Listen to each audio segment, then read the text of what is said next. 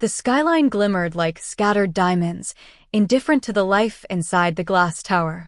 Ethan Cole sat behind his desk, leather chair taut with authority, eyes scanning reports like a general reviewing battle maps. Every number, every chart, every blinking light on his monitor reminded him, control equals power. "Sir?" Nathan's voice broke the rhythm of his precision. Ethan didn't look up. "Yes, it's the facilities department. Angela Reed hasn't shown up in 2 days." 2 days? That shouldn't happen. He should have been informed immediately. And? His words cut sharper than the city winds. Nathan shifted. Protocol usually requires HR first, but Ethan's jaw tightened. No excuses. Terminate her. Now. He lifted the file Nathan held, though something tugged, an unease he hadn't felt in years. 3 years without complaint. 0 incidents. Ethan's finger hovered over the employee file, pausing for the faintest moment.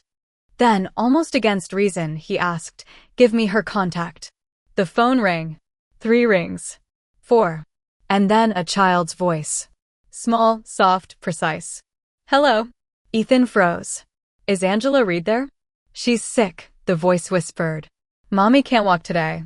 The words pierced him with the subtle force of a bullet. Something raw, human, clawed at the edges of his indifference.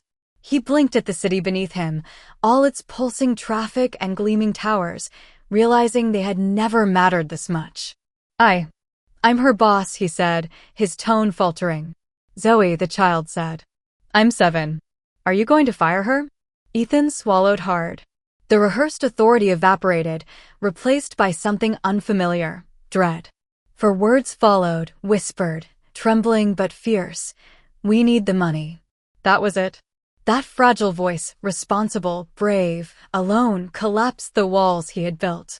A lifetime of meetings, calculations, and deals dissolved into a single, quiet truth. This was not a number. This was a life. For the first time in years, Ethan did not respond with power. He responded with presence. "Zoe, I'll come see her." The phone clicked. Silence filled the office like a cathedral. Outside, the city moved, indifferent. Inside, Ethan rose, straightened his tie, grabbed his coat, and realized he would not return to the tower today, not yet. The elevator carried him down, past polished floors and mirrored walls, as if the city itself was holding its breath. And in that pause, in that step from steel into uncertainty, something remarkable happened. Ethan Cole, empire builder, strategist, control freak, became human. The streets were a different world. Grime edged the curbs, neon signs flickered, windows were dusty, lives roughened by circumstance. Ethan navigated cautiously, the leather soles of his shoes clicking against cracked sidewalks.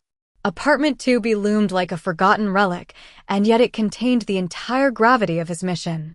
Zoe opened the door before he could knock, curls tangled, sweatshirt far too big, eyes wide and wary. "You came," she whispered. "I did," Ethan said, adjusting his tone. Not commanding. Gentle. Careful. Inside, the apartment smelled faintly of medicine and boiled rice. A kettle hissed quietly on the stove. Angela lay on a thin mattress, pallid, her breath shallow. Ethan's pulse quickened, not with fear, but with recognition. Life, raw and urgent, waiting beyond spreadsheets. "You shouldn't have come," Angela murmured, her voice brittle. "I should," Ethan replied. "How long has it been like this?" Zoe's fingers twisted the edge of her sleeve. "Since Friday night," she fell. "She couldn't get up yesterday. I tried to help." Ethan's chest tightened. He glanced at the fridge, empty milk, a few cans, dry rice. His catered meals, discarded without a second thought, seemed absurd. Here, scarcity held a sharper lesson than any corporate loss. He knelt beside Angela. "You should rest. I'll check what you need." Zoe watched him cautiously, protective, a little sentinel. Ethan realized this child had become the backbone of her household. She carried responsibility far beyond her years. Minutes passed, stillness punctuated by Zoe's soft murmurings as she read a worn book aloud. Ethan felt something unfamiliar: humility, vulnerability. the weight of another's struggle pressing quietly on his chest. When Zoe explained the fear of hospital bills, Ethan's jaw clenched. The solution was immediate: call a doctor, cover costs, remove burden. Yet, even as he acted, the lesson was deeper: power without empathy is meaningless. As he waited for the doctor's arrival, watching Zoe and Angela, Ethan felt the stirrings of change.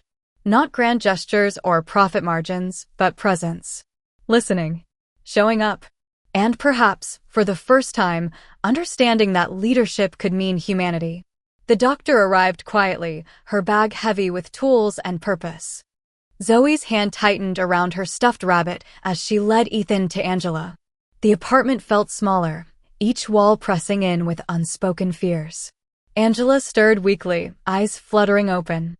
Recognition softened her face, but exhaustion ruled her features. Ethan knelt beside her, careful not to intimidate. "You don't have to worry anymore," he said softly. She blinked, unsure. Zoe hovered close, protective and silent, like a guardian spirit too small for the weight she bore. The doctor examined Angela efficiently, questions whispered, hands precise. Ethan observed every detail: her pallor, the shallow rise of her chest, the tremor of her fingers. The numbers in his head, metrics, deadlines, reports, were irrelevant here. A new calculation formed: life versus neglect, responsibility versus convenience. "She's badly dehydrated," the doctor murmured, "and likely an infection.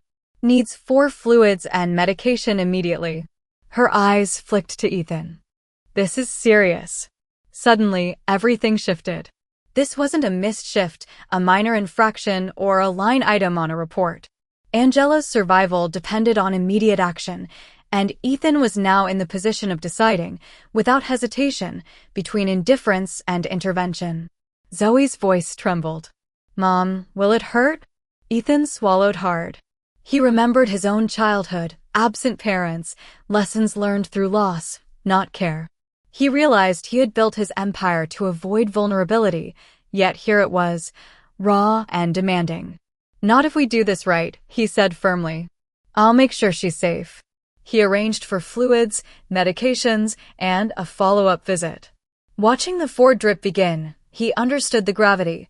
He had stepped from boardroom authority into moral responsibility. A subtle transformation rippled through him. For the first time, his power was not over profit margins, it was over the difference between life and despair for someone else. Zoe curled closer to her mother's side, whispering encouragement. Ethan sat back, breathing slowly. The apartment, small, fragile, imperfect, suddenly felt monumental. It was a universe where his presence mattered more than his accolades. In that quiet, punctuated by Zoe's protective murmurs and the soft hum of the 4, Ethan realized something profound. Empathy was not weakness. It was action. And sometimes, it required stepping into spaces we've long avoided, spaces of discomfort, responsibility, and human need. Days passed. Ethan returned every morning, unnoticed by the city that continued its relentless pulse outside the apartment windows. He brought groceries, soup, and warm bread. Zoe's cautious smiles greeted him at the door, tentative hope flickering in her wide eyes. Angela's condition improved gradually, but each day carried tension. Small victories, a step walked without support, a smile, a laugh, were monumental. Ethan watched Zoe read aloud, her voice growing steadier, each word a triumph over fear. At work, the tower of glass and steel felt distant, irrelevant. Reports piled, meetings were missed, but Ethan's attention was anchored elsewhere, in a cramped apartment where every decision had immediate consequences. Every action mattered. One evening, Angela attempted to rise from the mattress, a spark of independence in her eyes. She stumbled. Panic rose in Zoe, who cried out, "Mommy, sit." Ethan moved swiftly, steadying Angela, offering reassurance. He realized he wasn't just helping, he was learning. Learning patience, humility, and what it meant to show up without expectation of reward. Then came the fear. A sudden fever spiked, Angela's breath shallow. Zoe froze. Ethan's hands worked quickly, guiding her, checking temperature, adjusting blankets. The stakes had never felt higher, a life teetered on fragile edges. He called the doctor again, arranging emergency care. Anxiety clenched his chest. This was no longer about performance metrics, it was about human survival. Each choice, each minute mattered. In the kitchen, Zoe whispered, "I'm scared." Ethan knelt beside her. "It's okay to be scared," he said. "I'm here now. You're not alone." The city outside remained indifferent, but inside, time slowed. Each heartbeat, each cautious breath, carried significance. Ethan felt the immense weight of responsibility and the rare, staggering relief of making a difference. By the end of the day, Angela was stable and Zoe slept curled at the foot of the mattress, her small chest rising and falling peacefully. Ethan sat silently in the dim apartment, the hum of the street below barely reaching him. The lessons of power, control, and wealth had collided with empathy and vulnerability. He understood now, leadership was presence, not authority. Angela stirred, pale but stronger, eyes opening to see Ethan sitting nearby. Zoe blinked awake, relief washing over her small face. Ethan met Angela's gaze, the unspoken question clear. Why was he here? "I came because you needed help," he said gently. "Because no one should choose between survival and dignity." Tears welled in Angela's eyes. "You didn't have to, why?" He paused. "Because your daughter's voice reminded me what I've been missing, humanity." A quiet acknowledgement passed among the three of them. Ethan had arrived as a stranger, a figure of authority, but remained as something more, a protector, a participant in their fragile world. Zoe climbed onto his lap, wrapping tiny arms around his neck. "Does this mean you're like family now?" Ethan smiled, chest tightening. "Yes, if you'll let me." Angela, still weak, but smiling, reached out. "Thank you for showing up."